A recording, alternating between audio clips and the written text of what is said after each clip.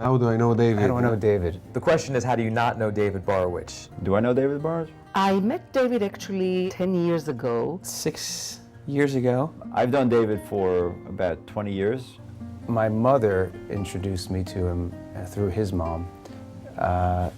They're sisters. I've met him in Israel the first time, and ever since we've been friends. I met David for the first time in one of the dinners in our synagogue. My first impression was, how come this guy who came from the United States know more people than I do in Tel Aviv? My impression of David from the very moment I met him was, he's the mayor. I've known David since I arrived to New York, which is about a year ago. You could tell that he had a leadership role just at a dinner. My impression was that he was a young, excellent Zionist, philanthropist, so I was very much impressed. He was always very elegant. He would put on a tie as a young kid.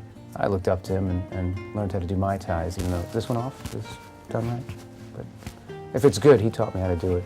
At even the youngest age, David had leadership skills and was just so connected to Judaism and Israel and bringing the two together in his life. When he was, I believe, 20, David decided to go to Israel and join the army. Now, he had been a gunner. He'd manned a cannon in a tank in the Israeli military, and I just remember thinking, this guy must be a badass. I think it was a lot different than the life he had led and we'd all led, and that was, for us, from where we grew up and the families we came from, not something that any of us had expected.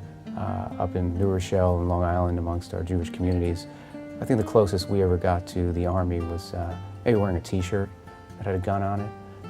Toughest manual labor we ever did was maybe picking up the money our parents gave us. But, you know, we later and quickly learned he was just a big teddy bear. He went off to Israel, was in the army, went to work. I encouraged David to be a Jewish professional. I thought he brought a value to it that very few people do, which is he's entrepreneurial. It was not even a question to me that when he started Dor Chadash, it would stick. When David really wants something, he has an amazing ability to get you to want it also. He is not someone who just gets up in front of a big crowd and says things he doesn't actually mean. I would say he's forceful, I would say he's inspirational, and he does it with chachma. David's ability to persuade people to share his vision for what the world can look like, and certainly in the Jewish world, is just remarkable. David is a walking, talking, operating networking machine. When you walk through Times Square every morning during rush hour and you see thousands of people, David probably knows like 50% of them. David manages to book in one night what the rest of the world books over the course of a week. And he somehow finagles and wheels and deals and gets himself to be in I don't know how many events in one night, where most of us would do one or maybe two at most. It could be Flash, because he's all over the place. I've never seen anyone fit more hours into a 24-hour cycle than David Borowicz. It's pretty superhuman, and it's a gift. I wish I had an ability to be more like that. And he and I could be at an event together. I'll come out having spoken to 4 people. He comes out with 82 business cards. David is really indomitable, and he's a phenomenon. And he's a very, very special person, somebody I consider my close friend. From the minute I met him, I knew, as did everybody else, that he was going to make a major contribution, both to the organization as well as to the community of New York. He just has a commitment overall, what to me is a lifetime, at least in our relationship, a lifetime of giving and of commitment to the organizations he's a part of, to Israel and to the Israeli people. I mean, he just is unbelievable in his commitment and his devotion. I think David is all about a very big heart, and he's done so many things that I cannot mention one. It would be insulting to the others, but he's doing a lot. Well, after 9/11, David decided to work on behalf of the Jewish community. And most people don't know this, but he didn't take a salary for 3 years. And he built J2J Network and Dor Chadash pretty much on his own. The fact that he stopped working and devoted himself to Jewish philanthropy speaks to who David is. To me, he affects so many lives by creating these organizations. That to me, that's generous, because it's generous of his time, because instead of working, you know, he does work in the for-profit community, but instead of spending so much time in the non-for-profit world, he could easily be with his brilliance and his leadership, he could easily be a billionaire. He's a master of organizing communities, networking, bringing people together. Speaking to 3,000, 30,000 people. Identifying people's strong parts and taking advantage of them for the good of the community. You meet someone who's got a lot of energy, a lot of ideas, a lot of vision of where things should be and why things aren't correct the way they are now. So it's always someone who could think out of the box, but is also willing to usually put his money where his mouth is. I've seen many places and many events and many organizations that he's involved on where he's a philanthropist, but not only contributing time and energy, but it's also his emotional and intellectual involvement in all the events that he is taking place in.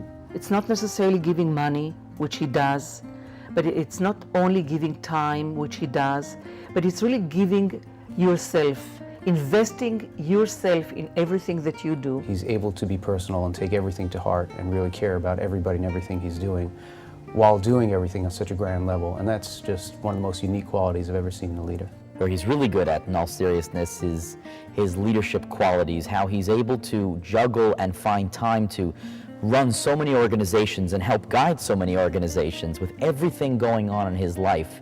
I think is a real skill. It's really a tribute to Dave that he's able to be not just, a player in many organizations, but he's someone who is so influential and so important. What David does probably better than anyone else is get people to see the significance and the importance of what is happening.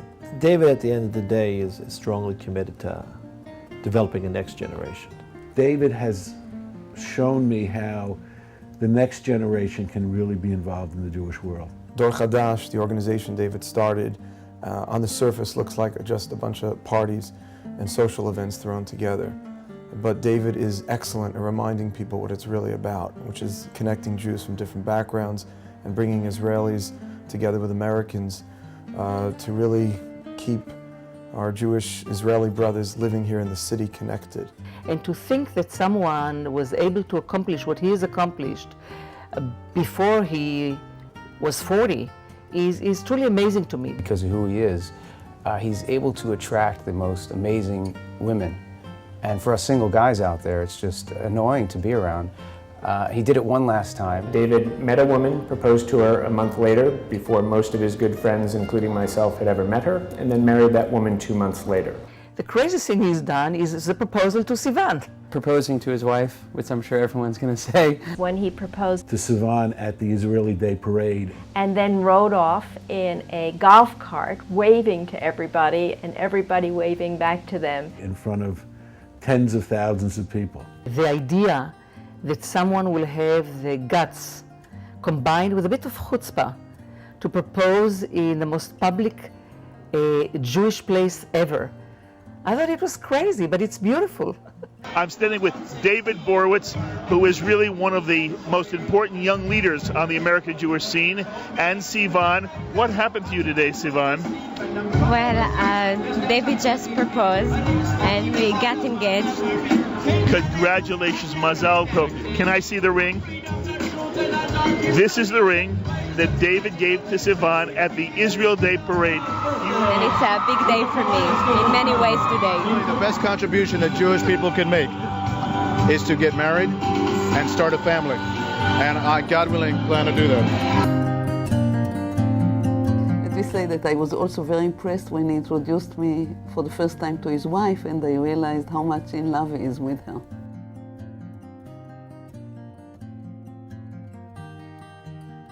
David's moving to Israel? This is actually the first time I'm hearing he's actually moving to Israel. As his good friend, people always asked me, they're like, so when's he moving? Is he moving? When's he moving? When's he moving? Yes, I did. I know many people were skeptical that he wouldn't actually move, but anytime I've heard David say anything or commit to anything, he's always followed through on it. When David first told me that he wanted to make Aliyah, I believed him. No, I did not expect David to make Aliyah. Nor did I expect David to make Aliyah like within a couple of months after he said he's making Aliyah. To be honest, I did not anticipate him moving to Israel so early. I thought he'd move. I thought he'd move back. I never thought David would move to Israel. I still find it hard to believe. I still don't believe that he's moving to Israel. I want to see it with my own eyes. I was expecting that David might make it to Israel full-time by the time he was retired. So he's beaten my expectations by about 25 years. Well, he's not there yet, mind you. we're still having this party and he's not there yet. You know I did. David's connection to Israel is obvious. He did talk about it for a long time, and so you put it in the back of your mind, so it's hard to believe that it's actually happening now. Israel is an intrinsic part of David. It's where his heart is. I knew he'd get there, sooner or later. I'm really excited for him. It's something he's wanted to do. I'm happy that he's fulfilling that dream earlier, raising his family, building his family in Israel, because I know that's super important to him. You know, I never thought about it, but then I met him on the street a couple of days ago. I was coming back from the UN, and he told me, half in a secretive way, that he's going to make Aliyah. And I thought, wow, this is great, because this is what I tell people, that in order to strengthen the connection between Israel and the Jewish people, especially here in New York, in the United States, you have to go to Israel, to visit Israel. And when David and Sivan told my wife and I, Jill and I, that they were making Aliyah, I thought about that moment. Let me out of here. I'm going to Israel. His moving to Israel, I think, is a wonderful act of Zionism, and I believe 10 years from now, David will be a leader in Israel. David, I want to tell you that I love you.